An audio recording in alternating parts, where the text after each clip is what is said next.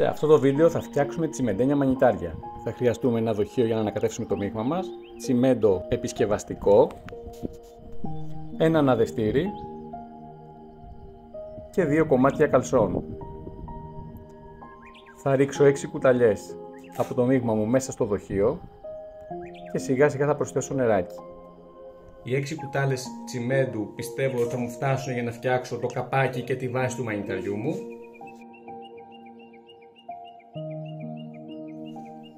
Προσθέτω σιγά σιγά το νερό, έτσι ώστε να μην μου γίνει πολύ υδαρές.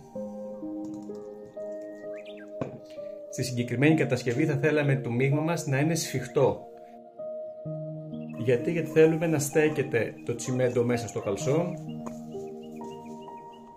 και να πάρει τη φόρμα που θέλουμε.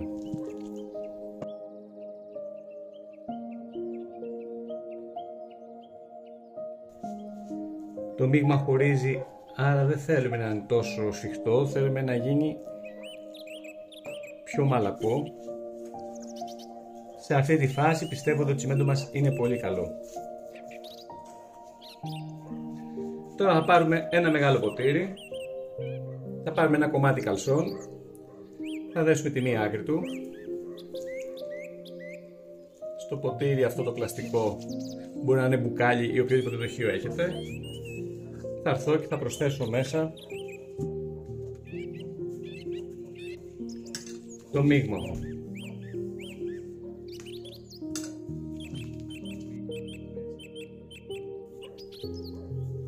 Θα δέσω έναν κόμπο στο πάνω μέρος και θα χρησιμοποιήσω ένα μπολάκι ανάποδα. Μπορώ να βάλω όμως και ένα ποτήρι, δεν με ενδιαφέρει, απλά να έχει αυτή την μορφή. Ο κόμπος θα κοιτάξω να είναι στο κέντρο ο κάτω και θα έρθω να στρώσω να προσαρμοστεί απάνω στην πίσω πλευρά του μπολ και θα αφήσω το πάνω κόμπο να κρέμεται. Με αυτόν τον τρόπο δημιουργούμε ένα καπελάκι. Το καπελάκι που θα μπει μέσα η βάση του μανιταριού για να γίνει το μανιτάρι μας. Μπορείτε να δείτε και σαν τέτοιο ποτήρι να το κάνετε και να δώσετε λίγο διαφορετική μορφή. Να το. Και εδώ γίνεται. Το εξωτερικό σχήμα θα είναι ίδιο. Από μέσα δεν μας απασχολεί, γιατί μόλις βγει θα μπει μέσα η βάση του μανιταριού. Στη συνέχεια θα χρησιμοποιήσουμε το δεύτερο κομμάτι του καλσόν για να φτιάξουμε τη βάση του μανιταριού. Γεμίζουμε το δοχείο μας με το σφιχτό τσιμέντο.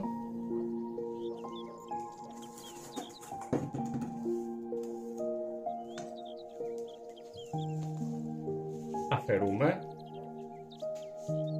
Δένουμε πάλι το πάνω μέρος του καλσόν.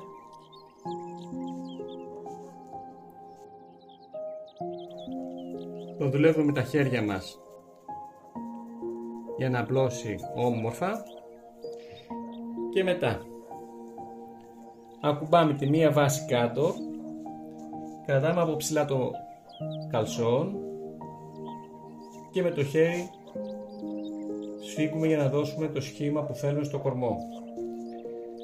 Από το βάρος κάτω θα δημιουργηθεί μια βάση που θα είναι πιο παχουλή και προς τα πάνω θέλουμε να είναι πιο λεπτή για να έρθει να κάτσει απάνω το μανιτάρι μας. Το γυρίζω και πλέον να το δείτε. Αυτό το σχήμα θέλουμε. Όσο ακόμα δεν έχει στεγνώσει το τσιμέντο μας, μπορούμε να του δώσουμε τη μορφή και να το πλάσουμε μέχρι να πάρει το σχήμα που θέλουμε. Αν δούμε ότι κάτω μας απλώνει, επειδή στις προηγούμενες που έχω φτιάξει άπλωνε πάρα πολύ, ξανασηκώνουμε, ξανατραβάμε σαν λουκάνικο, ακουμπάμε τη βάση χαμηλά και ερχόμαστε και σταθεροποιούμε πάλι με προσοχή το μείγμα μας. Πάμε τώρα να ξεκαλουπώσουμε το μανιτάρι που από χθες έχει ήδη στεγνώσει. Τραβάμε το καλσόν προς τα πάνω.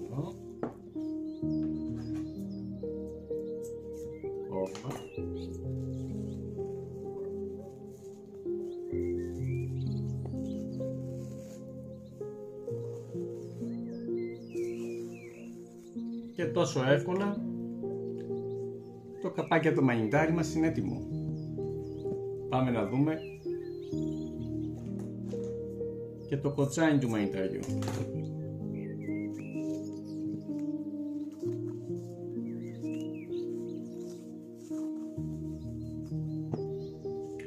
Έτοιμο και το κοτσάνι. Κοιτάξτε τι ωραία που έρχεται εδώ που έχουμε κάνει το κόμπο εσωτερικά, έχει κάνει μια εσοχή και θα έρθει να προσαρμοστεί στο πάνω μέρος της βάσης και το μανιτάρι μας είναι αυτό. Είναι πάρα πολύ ωραία για το κήπο μας, για τα παρτέρια μας, για όλα. Με τον ίδιο τρόπο έχω φτιάξει και αυτό εδώ με πιο μικρό καπελάκι και πιο ψηλό κορμό. Θα βλέπετε. Έτσι θα μπορεί να γίνει ένα ωραίο σετάκι με δύο διαφορετικά μεγέθη μανιταριού. Αν το καλτσόν που χρησιμοποιούμε είναι πολύ λεπτό, το αποτύπωμά του είναι πάρα πολύ μικρό απάνω στη κολοκύθα, οπότε θέλει λίγο τρίψιμο. Αν το καλτσόν είναι χοντρό, αφήνει πολύ πιο έντονα τα ανάγλυφα του καλτσόν απάνω και θέλει περισσότερο τρίψιμο.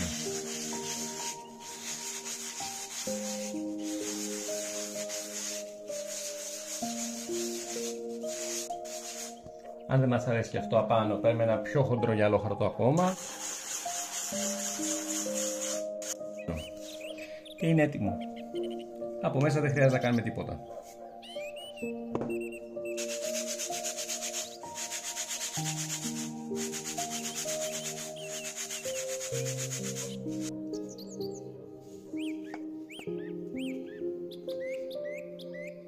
Το μανιτάρι μου έχει τελειώσει, έχει στεγνώσει, το έχω τρίψει και ήρθε η ώρα να το βάψουμε. Θα πάω να βάψω με χρώμα κοιμωλίας Rex από τη Leon Supply και θα επιλέξω το χρώμα Simi. Είναι ένα υπόλευκο το οποίο μου αρέσει πάρα πολύ γιατί με τη σωστή πατίνα θα γίνει πάρα πολύ ωραίο και εντυπωσιακό το μανιτάρι μας.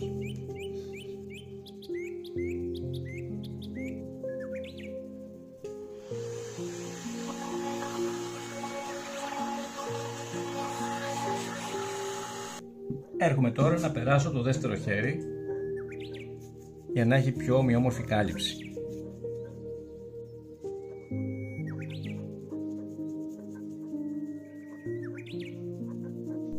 Τώρα θα βάψω και αυτό το μανιτάρι μου από τη μέσα μεριά λευκό.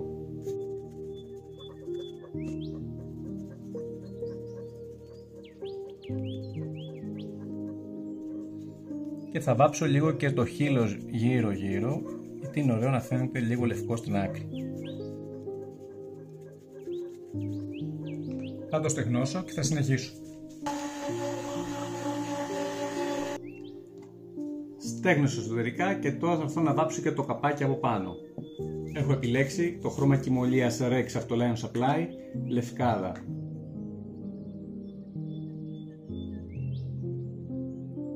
Θα προσπαθήσω να κάνω ίσα χρησιμοποιώντας το πινέλο κόντρα, όχι από αυτή τη μεριά, από εδώ προς τα μέσα, για να κάνω μια όμορφη γραμμή γύρω γύρω και να φαίνεται λίγο και το λευκό στην άκρη. Βλέπετε, κρατάω λοξά το πινέλο και έτσι μου δημιουργεί μια πιο όμορφη ευθεία.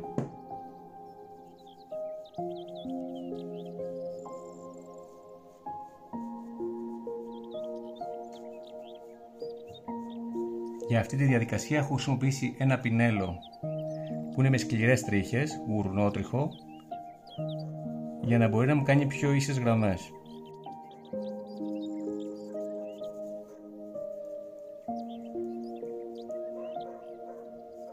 Και αφού το βάψω περιμετρικά όλο, έχουμε και βάφω και το πάνω μέρος του μανιταριού. Τα σκληρά πινέλα όπως είναι το γουρνότριχο βοηθάνε πάρα πολύ στο να βάφουμε άγριες επιφάνειες όπως είναι το τσιμέντο. Και επειδή χρησιμοποιούμε χρώματα κοιμωλίας δεν χρειάζεται από κάτω αστάρι. Και τώρα ήρθε η ώρα για να κάνουμε τις βούλες απάνω στο καπάκι του μανιταριού. Σε αυτή τη φάση θα σας δείξω ένα έξυπνο tips για να μπορέσετε να καταφέρετε να φτιάξετε στρογγυλές βούλες χωρίς να χρησιμοποιείτε το πινέλο, για όσους δεν τα καταφέρουν πολύ καλά. Θα πάρω το πινέλο μου, θα χρειαστώ το χέρι, το μαλακό σημείο αυτό της μπουνιάς. Θα βάλω πάνω μια ποσότητα λευκό, το υπόλευκο που χρησιμοποίησα, τη Simi. Θα πάρω μια μπάρα σιλικόνης. Μπορεί να το πίσω μέρος και ενός πινέλου, αλλά μου αρέσει γιατί έχει το σωστό μέγεθος για να κάνω τις βούλες μου. Τα μπονάρω απάνω στο χέρι μου, έρχομαι και περιστρέφω να φύγει το περίσσιο που έχει βγει απ' έξω και έρχομαι και πατάω και η βούλα μου είναι έτοιμη. Δηλαδή χρησιμοποιώ αυτή την μπάρα σιλικόνης σαν σταμπαδόρο. Επαναλαμβάνω, παίρνω χρώμα, σκουπίζω στην άκρη του χεριού μου να φύγει αυτό που περισσεύει απ' έξω και έρχομαι και κάνω μια άλλη βούλα. Έτοιμη.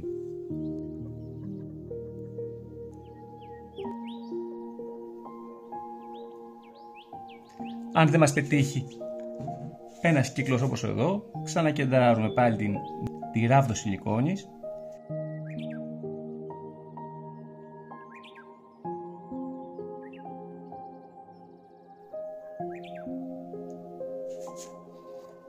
και έτσι το καπάκι με τις βουλίτσες του είναι έτοιμο.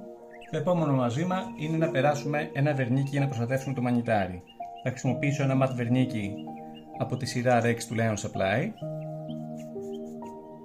Θα περάσω όλη την επιφάνειά μου για να προστατεύσω το χρώμα μου.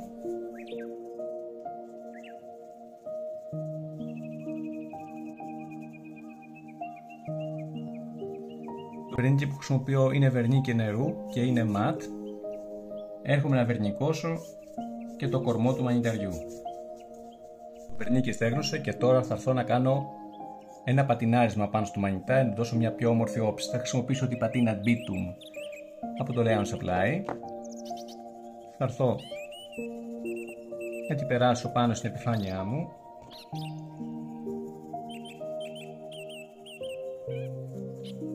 Και θα της δώσει μια πιο όμορφη όψη παλαιωμένη. Και με ένα μορομάτι θα έρθω να αφαιρώσω το πολύ. Βλέπετε, μπαίνει μέσα στις ροχές και ρίχνει λίγο την ένταση του λευκού.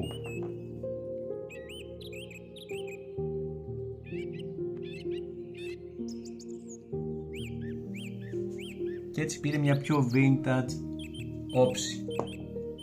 Πάμε να κάνουμε το ίδιο και στο λευκό που θα φανεί περισσότερο. Χρησιμοποιώ πάλι γουρνοπίνελο με σκληρή τρίχα για να μπορεί να μπει εύκολα μέσα στις εσοχές του τσιμέντου, στις ανάγλυφες επιφάνειες. Μπορώ να το αφήσω έτσι, μπορώ να αφαιρέσω και όσο θέλω. Αυτό μου αρέσει πολύ. Δίνει μια πάρα πολύ ωραία vintage όψη.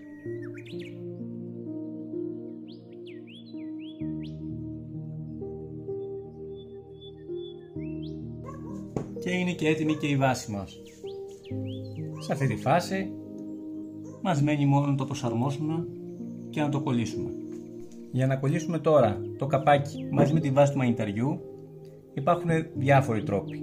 Μπορεί να φτιάξουμε πάλι λίγο μύχο με τσιμέντο, να ρίξουμε μέσα μια ποσότητα, να το τοποθετήσουμε ανάποδα, να το σταθεροποιήσουμε και να το αφήσουμε μια μέρα να στεγνώσει. Ένας άλλος τρόπος είναι να χρησιμοποιήσουμε μια κόλλα σιλικόνης, όχι όμως αυτή του θερμοπίστολου. Εγώ όμως θα χρησιμοποιήσω το παντοκολλητή Spider, την κόλλα από το Lion Supply. Θα βάλω μια γερή ποσότητα μέσα, μπορώ να στεγνώσω ελαφρώς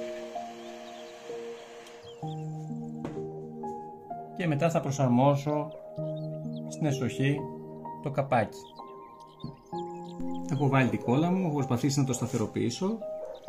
Θα έρθω το σηκώσω όρθιο και θα ισορροπήσω το καπάκι στη σωστή θέση που μου αρέσει. Αν σας άρεσε, γράψτε μου τις εντυπώσεις σας στα σχόλιά σας. Θα χαρώ να δω και τις δικές σας δημιουργίες.